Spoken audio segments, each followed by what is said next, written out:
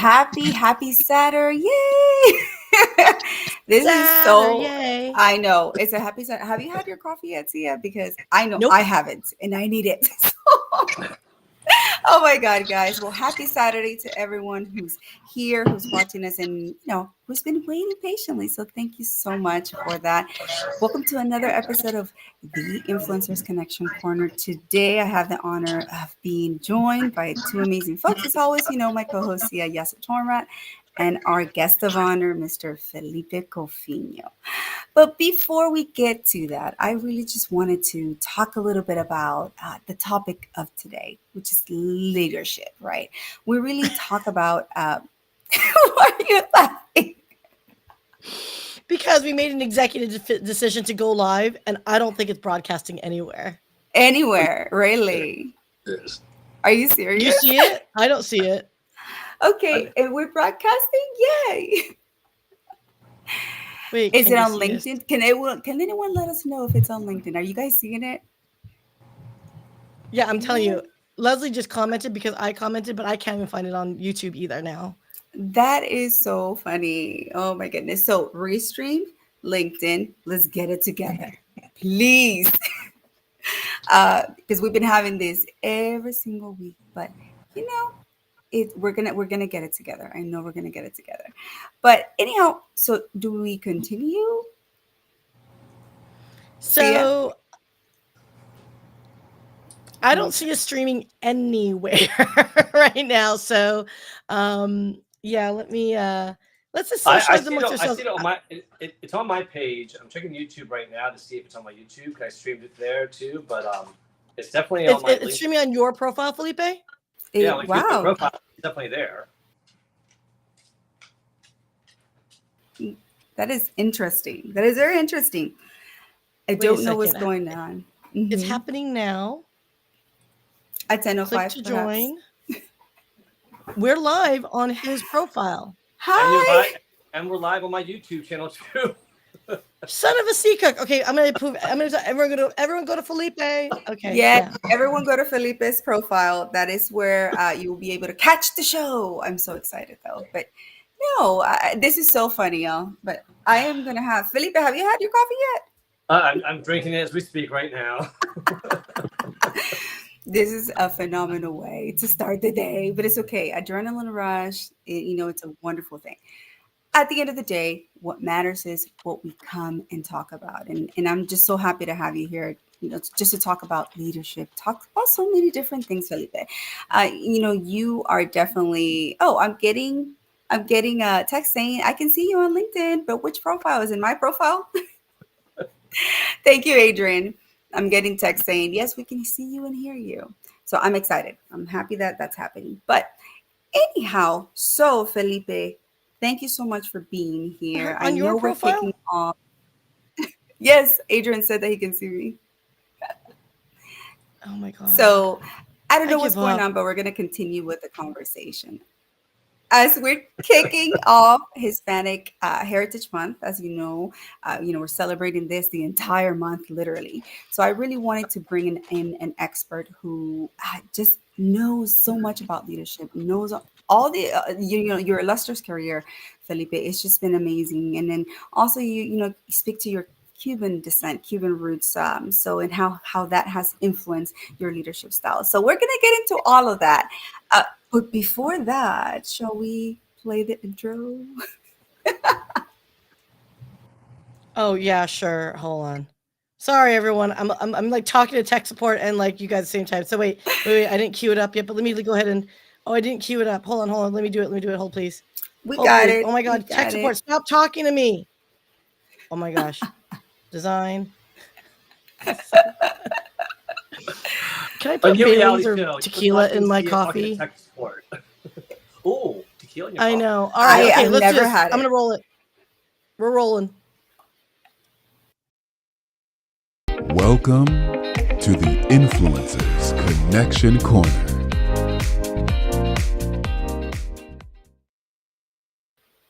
Love it. Love it. Yay. Well, I'm so excited again. And dance. Oh, yes. Wait. And dance. But hey, I'm celebrating despite what's going on with technical issues. It does not matter. I'm celebrating. We're starting this month really, the Hispanic Heritage Month, just kicking it off, celebrating, celebrando para toda mi gente, for all the people, who do celebrate the month. I'm wearing my Salvador jersey. I don't know if y'all can see it. Yay, El Salvador. There we go. I'm a big soccer fan, so for me, it's very, very important to show up and support. But anyhow, Felipe, thank you so much for being here this Saturday morning. I know you're a busy man. You have 4,000 shows today to do. I know. I don't know how that happened today. That's popular. I found out how many shows I had when I read Gabe's post in newsletter. I'm like, wait, how many shows do I have? Yeah. Yes, I was noticing. I was like, oh my God, he really does have a lot of shows today. I'm like, oh my goodness. So anyhow, we're gonna make this. I'm supposed to be on a live tonight at 8:00 with Nick, the Gifted Bipolar writer. So she has a few of us on there, and that wasn't included in there. So actually, it's 5 technically today. Oh my goodness. Okay, well, you definitely need that turbo coffee today. So we definitely will make sure that we get you out of here in time. But anyhow, thank you so much, Felipe. Please, for the people who don't already know you, come on, who doesn't know Felipe? Please let them know a little bit of who you are. Sure. So for those of you who have not had the pleasure of meeting, my name is Felipe Cofino.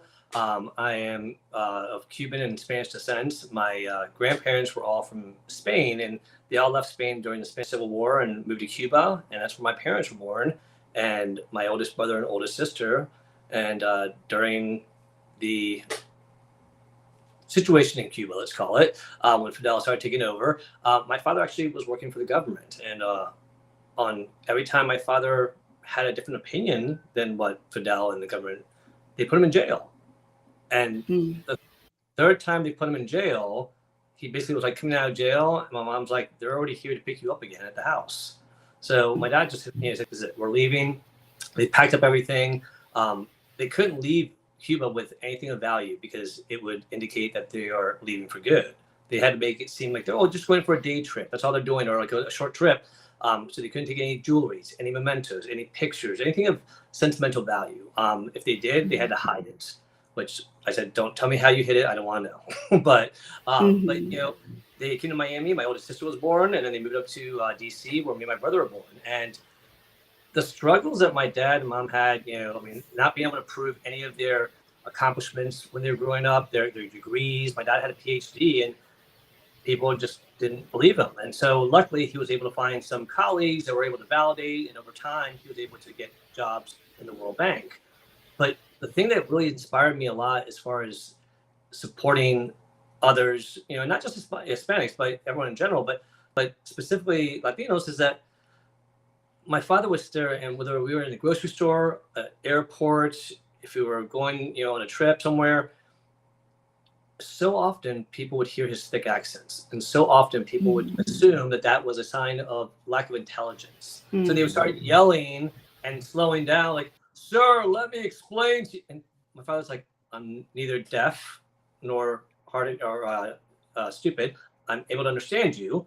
And my father was very patient to a point, but it was one of those things where I just didn't fully feel like he should have had to tolerate it as much as he did. And I started realizing how many other people had to tolerate with these kind of indiscretions out there. And obviously there's so many worse ones out there, but as I started opening my eyes up and started realizing, I realized that I was like, what can I do? And the only place I felt I could really make a difference was in the workplace at the time.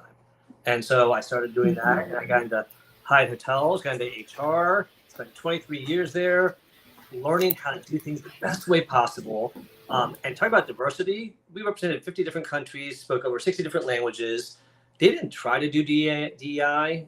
They were diverse. They were inclusive. They were equitable. It was just how they lived. And that's, I think, why it's instilled so much in me. Between my Latino culture and the Hyatt culture, it was like the best marriage. And from there, I went to the worst culture in the world. Oh, no. Oh, my God. I left 23 years of Hyatt hotels. It was a wonderful thing. It was an opportunity for me to grow in an area that I studied in finance. I had somebody that worked there. It was one of those things where it was all smoke and mirrors. Once I got in there, it was unethical, backstabbing, lying, forgeries. It was ridiculous.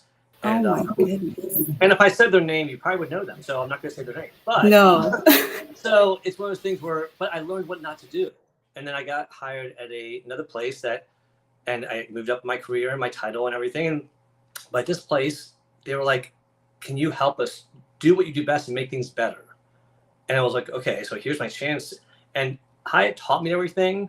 This place here gave me the chance to do everything I wanted to. And for 8 years, I did it well. And then now I'm at a place now, it's a nonprofit where I just am working with amazing people that do amazing things. They are making an impact globally on everything from reproductive health to aging to homelessness to climate. And it's just valuable projects that these teams are working on. And I just have the honor to work with them. It's called PRB, Population Reference Bureau in DC here. And it's a nonprofit, but they've been around for 95 years. So That's amazing. And so much of what I do with the culture is impacted there positively. But I gotta say, when I look back at what drives my passion for culture in the workplace, it always stems back to my Latino roots. Yes, yes. I mean, like I said, that is definitely one of the main things that I admired about you, Felipe. It's your support for just the Latino, Hispanic, and I see that from the very first day that I met you on LinkedIn. And I'm going to share that story really quick. So Raquel here was a newbie to LinkedIn. That was literally a little bit over 2 years ago, and wanted to, do an audio room. I was seeing everything about audio rooms and I was like, let me put one on and let's talk about leadership or let's talk about networking and authenticity. And my first ever audio room that I host, 3 people showed up, but 2 stayed. And one of those was Felipe. And so I will always, always be so thankful to you and your support from day one. Literally the day I met you. And that speaks volumes of the type of person you are. And not only that, but he stayed till the end of the entire thing. And at the end, it was just us having a conversation with one another. And it was the most beautiful and it was inspiring, to say the least, to know that there were individuals such as Felipe with big hearts and kindness and on this platform. So here we are, fast forward 2+ years later, and look at you. LinkedIn, you've been, don the blue badge. You have been leading the way for so many in your industry. So I definitely want to make sure that I highlight that. It just, No, just thank you. It's very kind of you. It's very humbling, but I appreciate it. Thank you. Yes. And so I wanted to dive a little bit more, since I met you at that point, I saw that the way you lead, and I've been seeing you following your journey on LinkedIn. And tell us a little bit about what drives you to lead in the way that you do, Felipe. I wish I had the right wording for this, but there's something about seeing someone being wronged. It's whether it's being bullied, mistreated, and it creates a fire in me. I don't know what it is. It's that Latino fire. I think that just starts burning. Just the rage. And it's not rage where it's like uncontrollable. It's just like rage is like that's just not right, and you want to do something about it. And I realize that there's times and places where I'm not the right person to do something about it. But in the workplace and what I've been able to achieve in my role, I am the right person to do something about it. And I'm hoping that what I do is inspiring other people to speak up when they see something being wrong, when someone's being mistreated, when someone's being unfair or inequitable. Sometimes we don't know what we don't know. And if people don't feel comfortable to speak up, I hate when I hear about leaders like, oh, everything's wrong. Great. Our employees are all so happy. Like, you know what? If you say all your employees are so happy, you probably don't know your employees that well, because everyone's got issues at some point in their life. They might be unhappy with work, but they might be unhappy at home. And so having the emotional intelligence to recognize that everyone's got something going on in their life, and it's not necessarily more important than anybody else's, it's all relevant. So for me, it's about leading with compassion, with dignity, with respect, and emotional intelligence, and recognizing and seeing when someone needs that help and speaking up, not just being complacent. Absolutely. I completely agree with you 100%, Felipe. just because it's very important, especially for leaders of today, to really be flexible with an evolving workplace. What are you seeing right now that it's an important thing that leaders need to be aware of?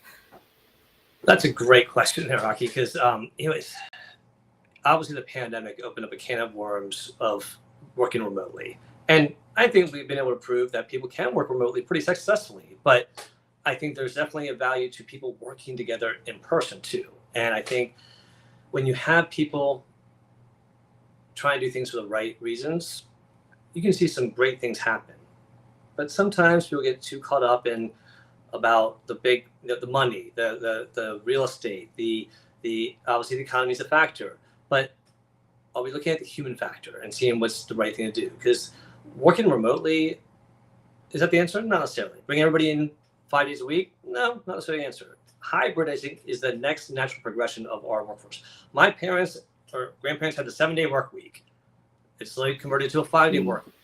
Why is it so difficult the concept of moving from a 5-day work week to a hybrid work week where you're in the office 2 or 3 times a week and at home 2 or 3 times a week and trust your team? That's one thing about PRB right now that I love.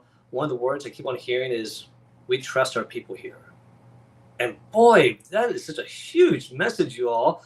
It's a trust. And here's the thing. And if there's an issue, there's accountability. But accountability is not a 4-letter word. It is just simply saying, hey, we're going to treat everyone fairly. That means if you don't do something right, we're going to address it. If you do something well, we're going to recognize it. And then we're going to trust you. And one of the most powerful things that my CEO said to me this past week, she says, am I giving you enough space, or do you need more time with me? Like, she was basically saying, am I being too micromanaging, or am I not being supportive enough? And it was something that leaders don't usually ask that question. Usually leaders like, you need to meet with me 1 day a week, or we need to meet, twice a week and talk about this. Ask the person, how often do you need my guidance? How often do you need me support? Or do you need me just to let you go and do what you do best? And when leaders are able to do that, it's just a huge difference. And I think the hybrid thing, if we can get out of our heads that everyone has to be in the office, you know what? Why? Why do I need to be in the office from 8 to 4:30 on calls all day long, where I'm not able to leave it for most of the day to go talk to people that are there? I could have done that all at home and save the gas and had another hour and a half that came back to me in commuting time that I could have used either for work or for my family. So, oh yes, there's no argument you can say. Preach, my brother. yes. Preach. I wasn't ready for the special effects, but no, I think that so I think leaders just need to be open-minded and realize that there's a balance, and if you want to be sustainable, you got to be a little bit future focused and realize, how am I going to adapt to some of the change that's coming? No, absolutely. I completely agree with you on that regards, Felipe, just because, we go through so many things as individuals, personally, right? I'm putting myself out there.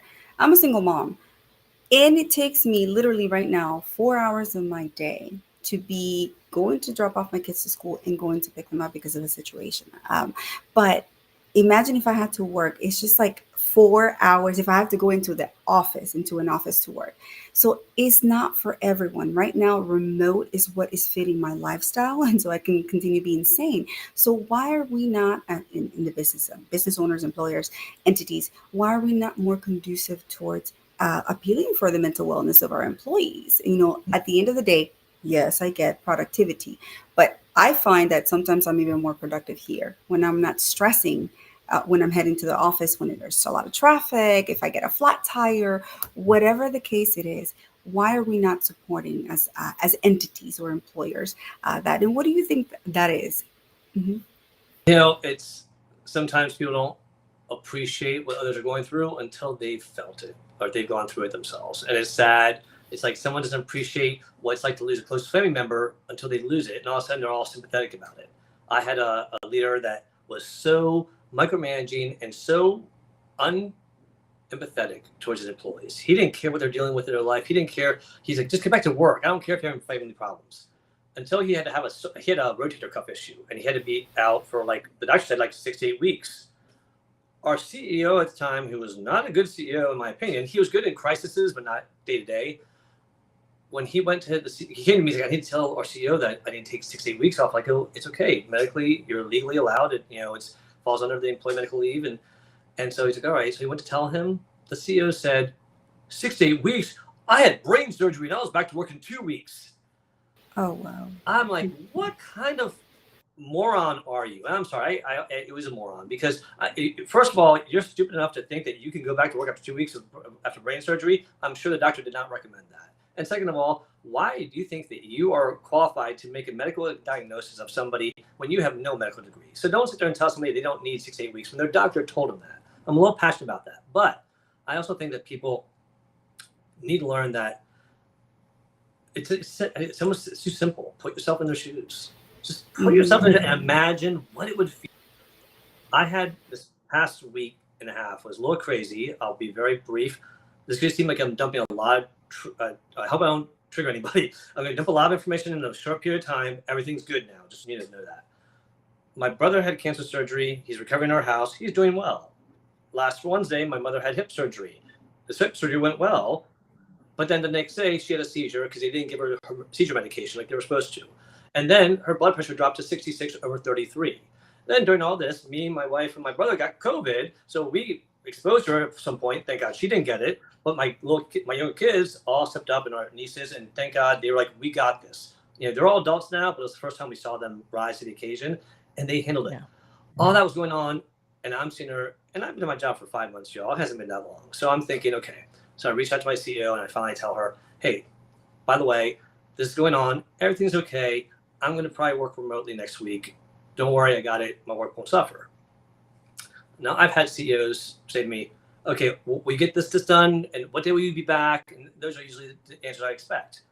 Her answer was, if your work suffers, it's understandable. Take care of yourself and the family. The work will be fine. And I was like, God, I'm just not used to that. And it's so sad to hear, but and that's not something that giving me the easy way out. That's just being compassionate, saying, you know what?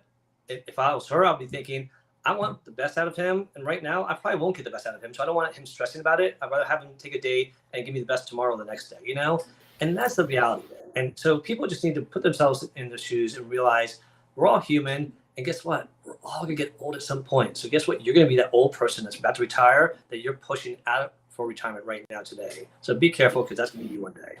Mm-hmm. And you have to treat this generation the one who's going to take care of us well, so they don't forget about us. But go ahead, Syya. No, I agree. And the thing that I just heard from your CEO is what you just said is, I can't get the best out of you right now, but that doesn't mean I can't get the best out of you at another later date. Life is all about timing, right? And challenges and ebbs of flows. And we're more than just an Excel spreadsheet that has an X amount of dollar associated with it. And that level of high EQ to understand in a business context is true leadership in my book and from what I can see. Because you know what? There are days when you probably can get your work done in 3 hours, right? And there are days where you're just like, it's just not happening. And 8 hours later, you're still struggling to get the same amount of stuff done for whatever various reasons. And so I think having that mindset to accommodate accordingly and trust it will get done. That's what I think is really resonating with me, Felipe. And that's what gravitated me to get to know you and want to get to know you on LinkedIn. Just so you know, you and I have zero connection. I think I met you either through Raquel or some other people. But it's because of your high EQ and compassion is what kept me wanting to come back and be your friend. I want to be your friend, right? And that's hard to do from a leadership perspective, because not everyone's buddy. It's still work, but you still want to have a human connection. And I think that's one thing that is not often spoken about is leadership is all about the human connection. Well, thank you for that. See, that just that deserves an applause. Yeah, that was wait. Amazing. And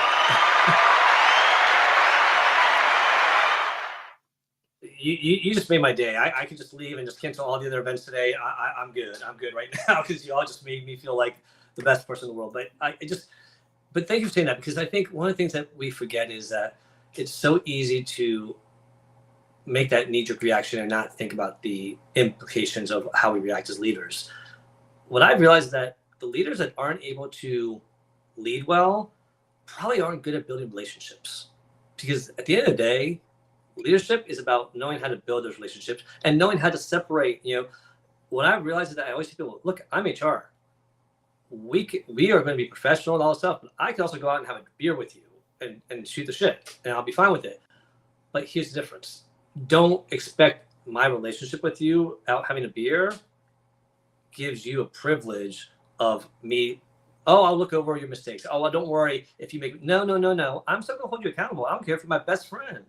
I'm going to hold you accountable because I respect you enough to respect what you do. I'd hope you respect me enough to respect what I do. And don't ask me to do you a favor just because we are friends. So at work, what I love about the friends I have there is that I can piss them off about something professionally. And if I say, hey, you want to grab a beer later? They're like, oh, yeah, sure. And they don't hold it against me.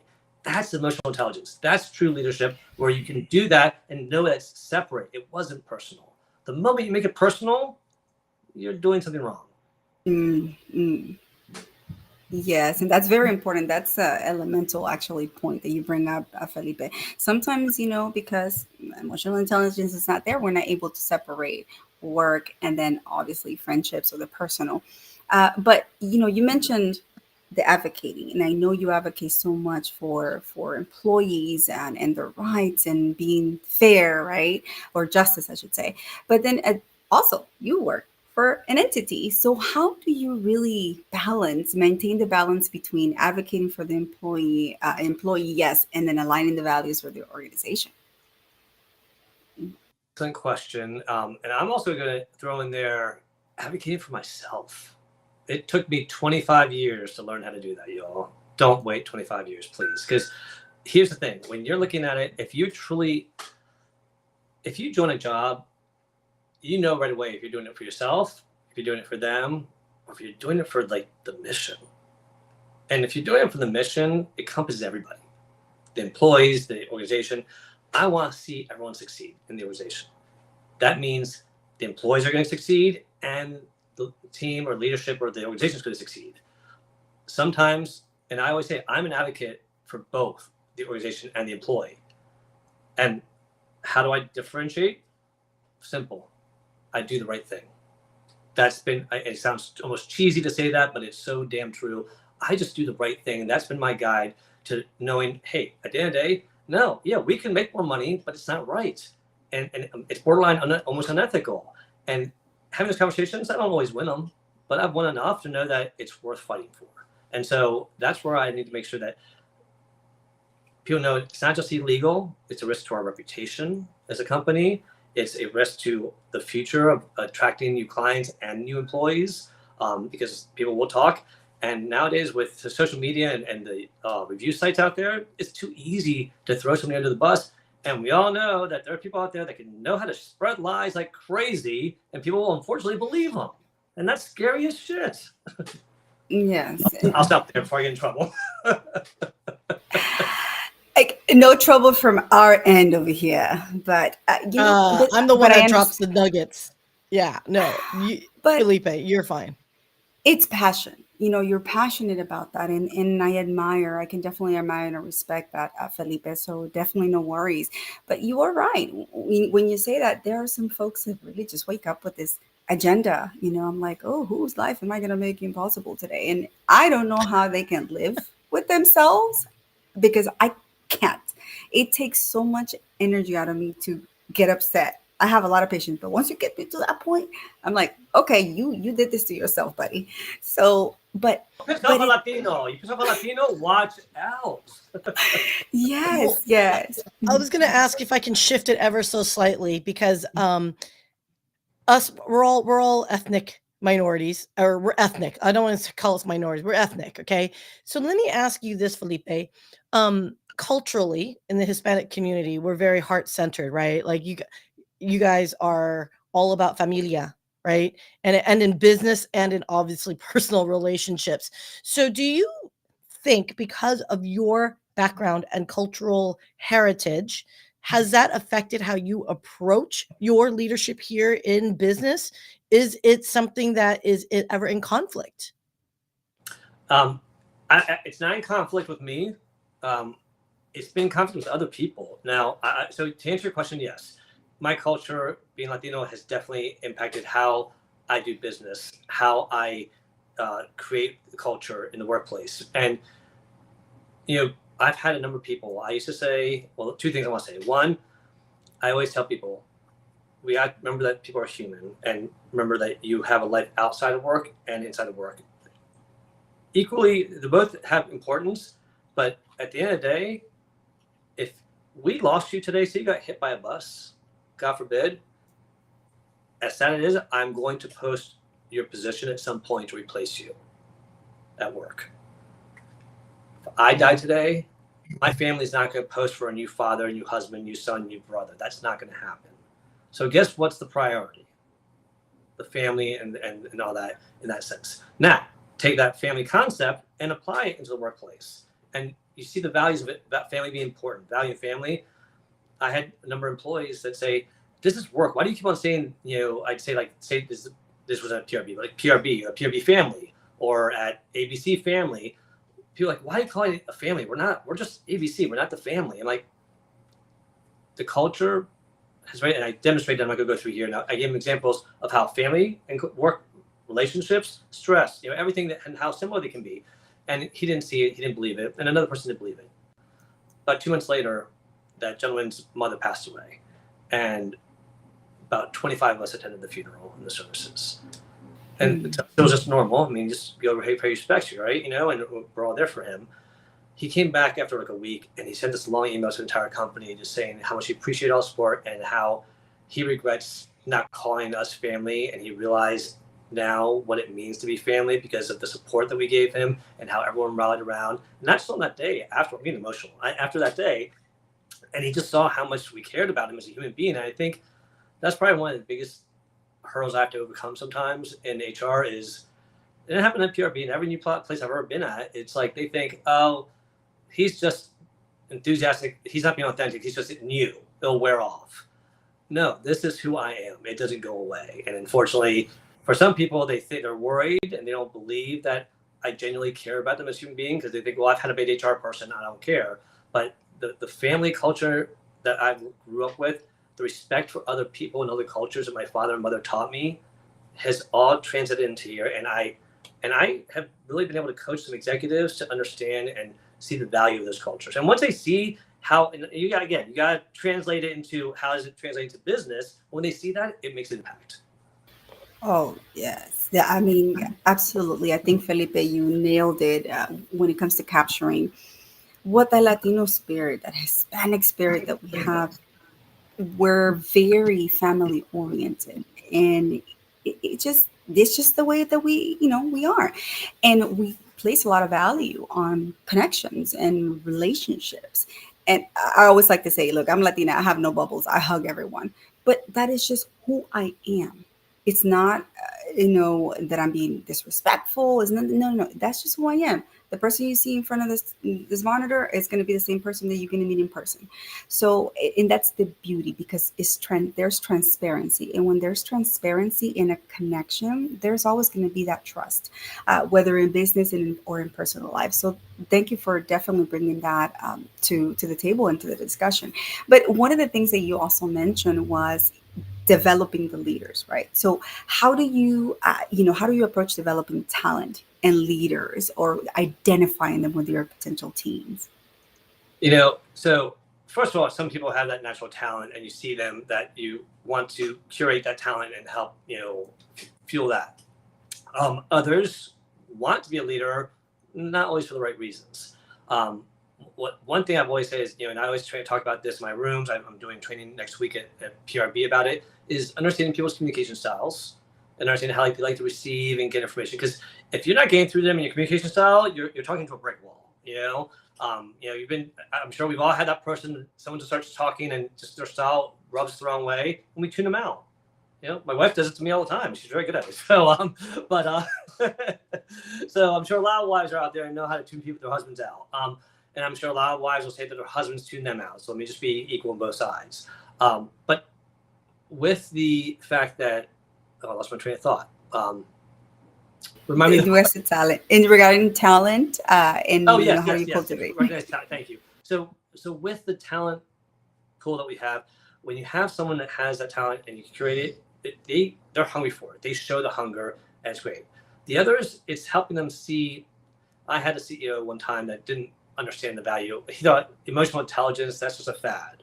I said, okay, well, no, it's not. It's actually a science behind it, but okay. And so I realized that my voice on this topic was not going to make an impact. I realized that the topic itself, he was very closed off on it, but he was very big on following other leaders out there. So I did some research. I found leaders that displayed emotional intelligence that were successful and tied it to business success, like big leaders out there that I knew he read articles on. I put 3 copies. He liked to read paper. I put 3 copies of the article on his desk. I never said anything. He never said anything to me, but a week later, we're in a training session with my trainer, and he comes in to ask the trainer about how it's going.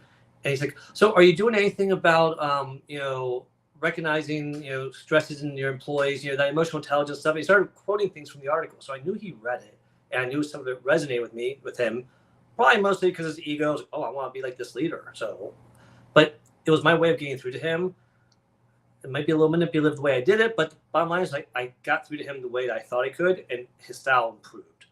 Okay. The people that want the initiative and want to do it because it's right, I'd rather work with them. But when you have a CEO that's in that role already, you got to work with what you got. Yeah. And others just need training. I will say that training is such a huge thing that we don't do enough of. There's so many leaders that have been in roles, executive roles, that have come to me in confidence and said, can you get me some leadership training or management training? I've never had any in my entire career. And sometimes I just feel like an imposter. And so those are the people that think, oh, we don't need training. Dude, we don't need training. You're going to wake up one day and it's like that kid that you didn't say, oh, they don't need to read. And all of a sudden they're an adult who's illiterate. I mean, come on, you're not helping that person. Mm-hmm. Man, Felipe just came out and speaking truths. It's like, boom, here you go, fire for you. Let's go. I love that. No, but I love it because you are, honestly, you're bringing up the realities of what happens in workspaces, in workplaces. And to me, that is important. And one of the reasons why, I left previous employments or places is because of the culture. It was just so negative. Why do people love just to marinate in negativity? I'm like, no, we need to really cultivate a positive, landscape, a workscape. How do you cultivate one? I know, you're successful, super successful in doing that, but could you give us a couple of details? And you cut out for a minute there. How do I cultivate what now? Positive workplaces. Oh, yes. So, I realized that, first you can't put a round peg in a square peg in a round hole. What I mean by that is I just started my job at PRB about 5 months ago. I cannot assume that everything that I did in my last job is going to be successful here. I got to get to know people and understand what they want. I was dealing with a bunch of finance people before, then I went to education. Now I'm dealing with a lot of data research people.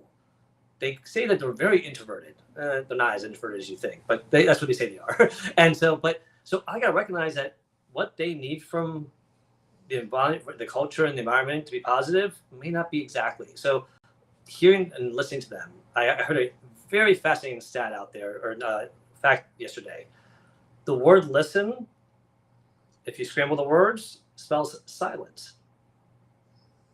I thought that was fascinating. So remind ourselves, be silent. Shut the hell up when other people are talking and just listen. So I just thought it was really profound. You're writing that down, aren't you? See?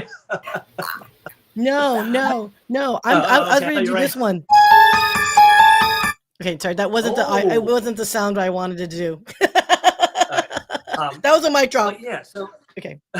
So we just need to make sure that people are listening and hear what they want, and then you can't give them everything they want, but if you deliver things that they want, they're going to be so much receptive. When I got there, they were like, please don't do another survey. Don't do any survey. I'm like, how am I supposed to get some information? Like, I'm not saying I'm not always going to do surveys, but I do surveys for certain things sometimes to get an idea. Like every survey, no one ever did anything with it. So it's a waste of our time. Like, okay, let me do a 3-question survey and prove to you that I can actually use the information. So I did 3 questions and I did what they wanted, and I did 5 questions. So now they're starting to get, but it's building that trust. So you got to build trust. You got to listen to what they want, and then keep it fresh. Don't just do one thing, set it, and forget it. Keep on asking for feedback. And the last thing I'll say is this: whenever you do something, it goes back to communication. It's just like these events. Don't just put the event out and just hope and pray people show up and come to the event. No, I have to go out there and guess what? I'm going to send an email out that they can read. I'm going to put some flyers and send them out and put them on our websites and this and that for them to see. And I'm going to go around and talk to them. The most powerful thing is I'm going to verbally invite them. Say, hey, Rocky, are you coming to the dinner tomorrow night? Hey, Syya, am I going to see you tomorrow night? Do you realize that when I say that to people, 50% of them, 50% of the time, they actually show up because of what I said they tell me.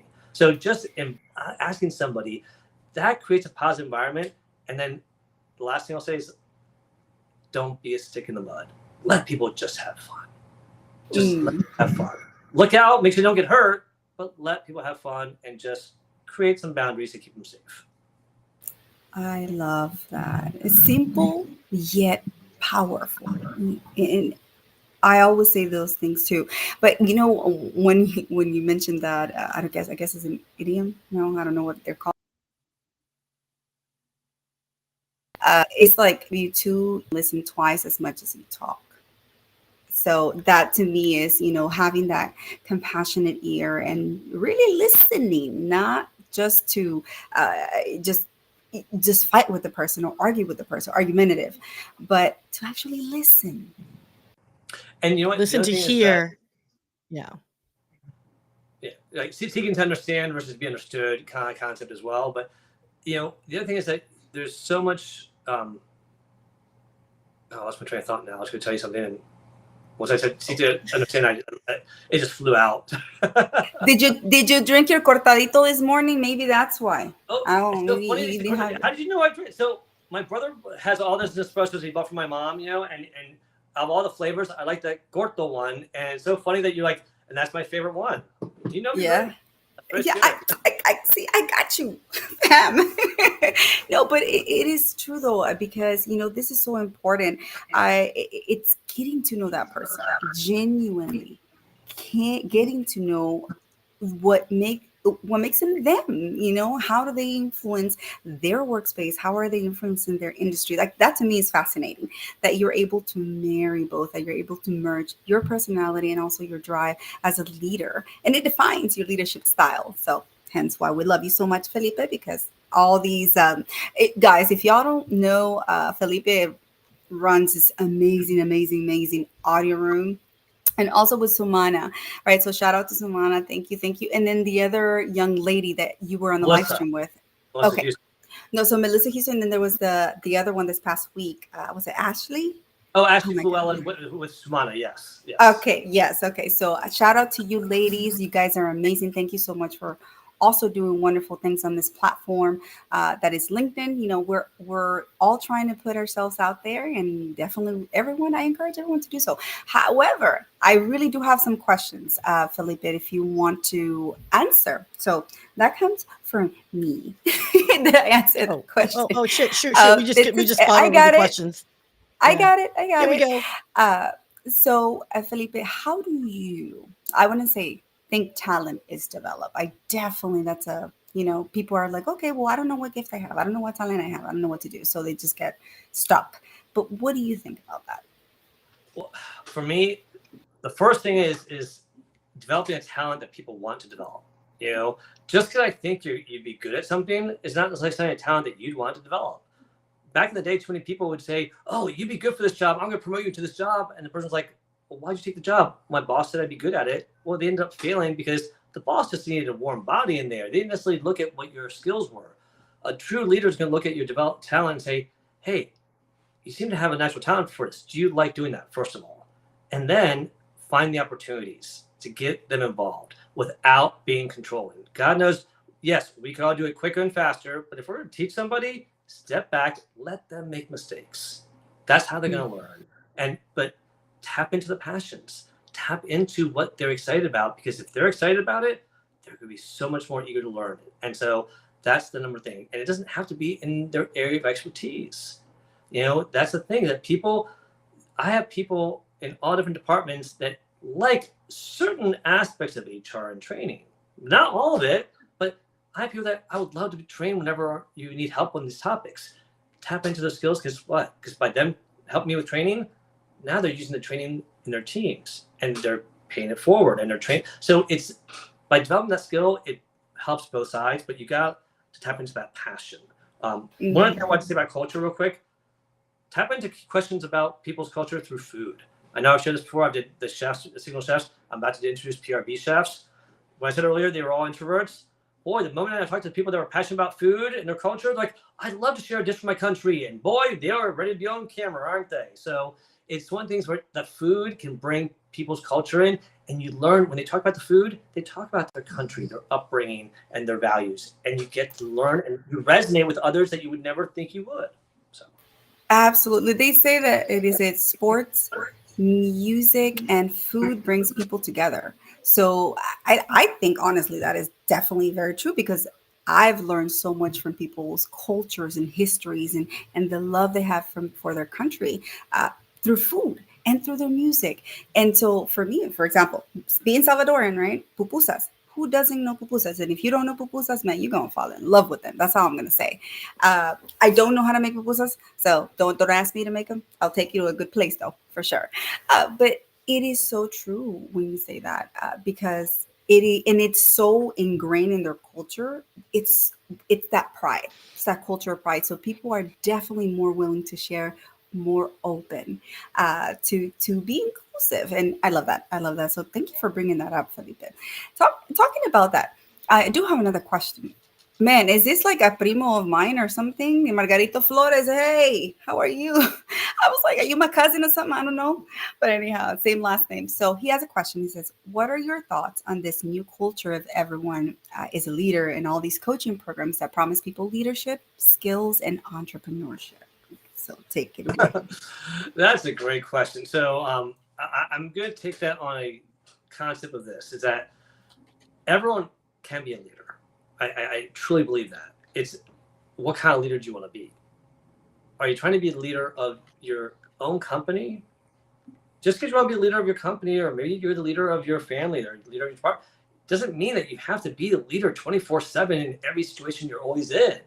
And I think people have this mindset like, I'm going to be a leader. I try to be in control of everything. No, let control go and stay in your lane in a way, you know? But I think that people get very excited and their heads grow. The first time someone's ever been in a leadership role, the first management job, even me, it happens to everyone, it goes to your head a little bit. Power, you get excited, but know what you really want it for. Like, I originally was about leading my department. Then it was like, well, let me lead the people in the organization. And now I'm just trying to help here LinkedIn share the leadership skills and pass on that knowledge that I've gained. But it's been a journey. So I don't think it's like, don't jump all in because the pool's too damn big and you're going to drown. Start off in small, little, like jump in the baby pool, take some lessons. Don't try to swim with the Katie Ledeckis of the world when you just started learning about leadership. Take time and enjoy the journey. Yes, I love that. Take time and enjoy the journey. We get so hung up on the actual, destination. And so I was having this conversation with a friend. I was just like, well, what matters the most, the journey or destination? And, we were sitting there and I'll tell you my version of it. And whichever one you're able to savor the most is where you definitely, I guess that's your favorite one. But to me, it's the journey. Throughout this journey, and I bring it back to LinkedIn, I've learned so many things. I've learned so much that I don't think I would have been able to learn if I hadn't joined LinkedIn and met up with this amazing tribe. So to me, I think it's a journey. Yes, the destination feels like yeah, that's it. That's it for you. This is your cap. And I'm like, but no, there's a limited potential with, all of us. So why put yourself in a cap? Or is that a goal? That's another conversation. It's a different analogy one. that's popped in my head with food. I don't know why, but you're talking about the journey and destination. Think about food that you eat. When you're chewing it and you're eating it and tasting it in your mouth, that's the journey. You're tasting the flavors and everything. When you swallow it, that's the destination.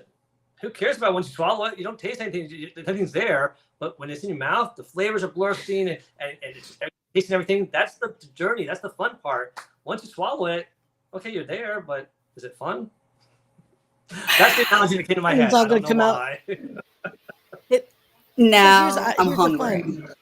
fun. When you're ingesting like food, right? You are tasting the culture, the history. There's a reason why food is prepared a certain way that it is, right?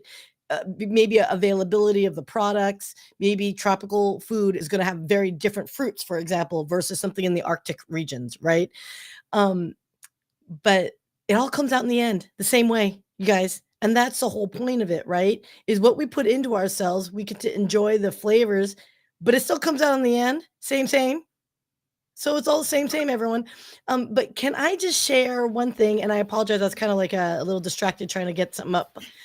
I want to make a comment about someone saying about leadership. So about Margarita's question about everyone's a leader, everyone's a leader. What I think of with leadership on this is leadership is understanding at the team, the group of people surrounding you, understanding everyone's strengths. And it's not pulling people, it's not pushing people. It's recognizing at any given point in time, where is it that the group needs to be able to further their mission, make it one step forward?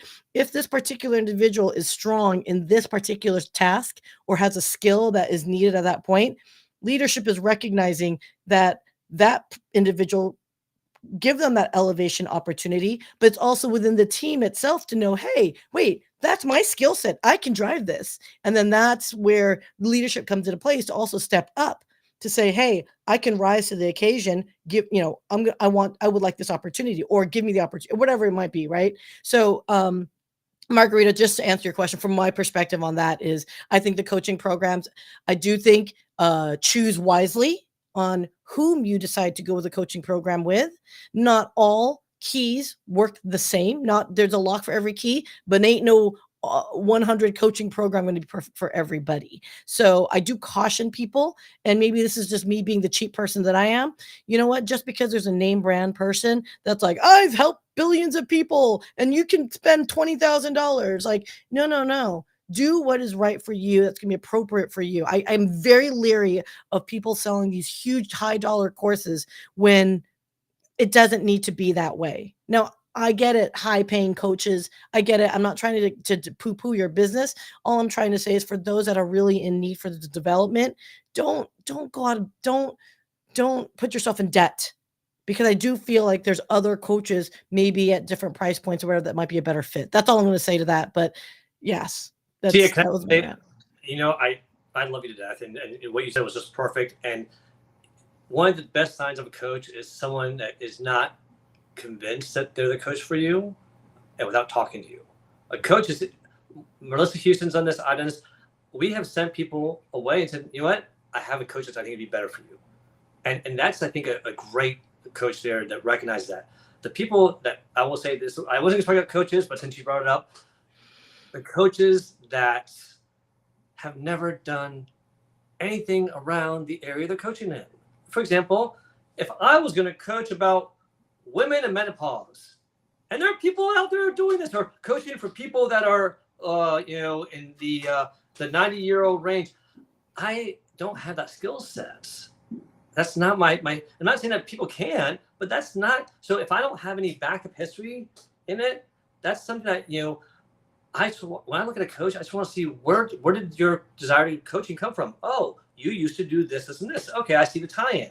But when I see like, oh yeah, well, I'm coaching to nurses in menopause. Dude, you were working at Best Buy for the last 10 years. I don't get it. How did that transition? Those are the ones I fear. Those are bad actors. Those are the ones that are trying to make money off of people that don't deserve it. So I'm a little passionate about that. Sorry, you triggered it, but see, and I'm glad that you gave the analogy of the other end versus stomach, because that's what I wanted to say, but I didn't say it.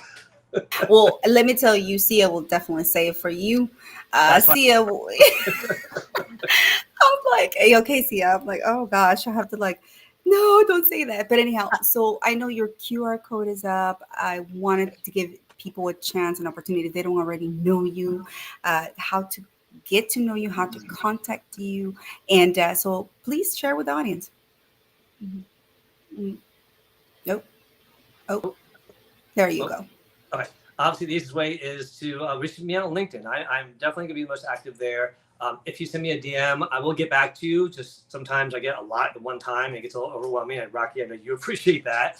But I'm also, available. I have a YouTube channel as well, so you can find me there. But I also have my link tree that's on my LinkedIn profile link there that has all the events I do, so that you can catch them there a little bit quicker and easier. And obviously, if you do have need for coaching services around career coaching or executive leadership, I'm available. I only take about 1 or 2 clients on a month. It's very minimal. I want to make sure that I have time first for my priority job, which is PRB, but also I don't want to have so many clients that I'm not giving them the best version of me that I can. And it's something that I do on the weekends and evenings here to help people out. So. I love that. Yes, and I know that. Scan that code, y'all. Scan that code. You will be amazed at how amazing Felipe is, and how you just really pour into people, Felipe. That is one of the things that spoke to me from the day one, from the get-go.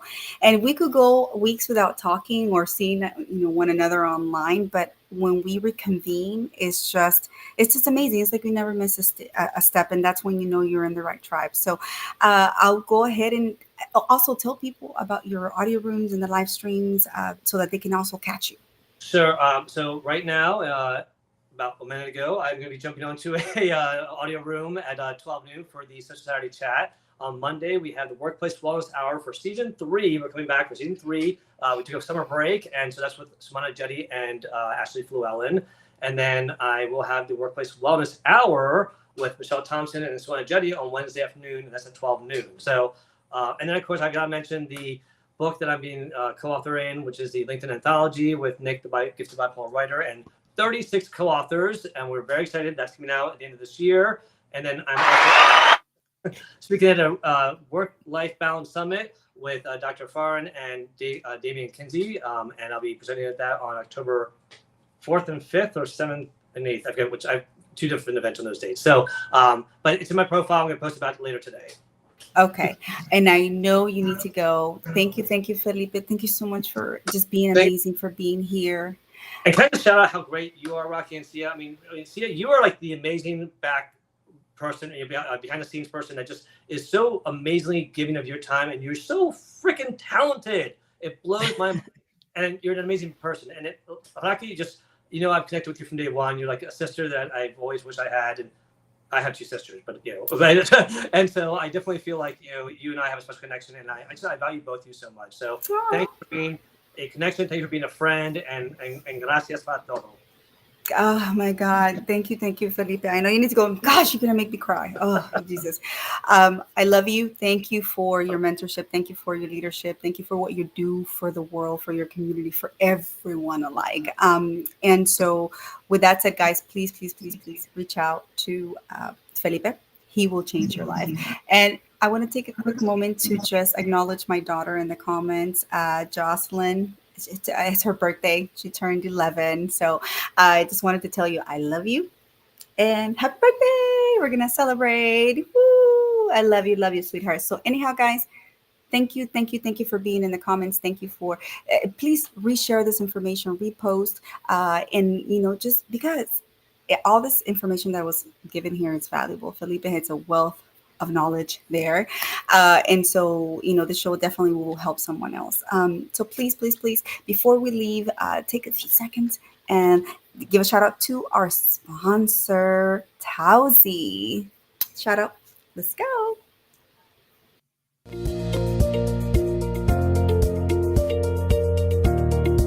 Falling asleep with your head in the wrong position is a pain in the neck. You deserve Tausi Comfort for head, neck, and back support. Go to tausibrands.com and get your comfort on.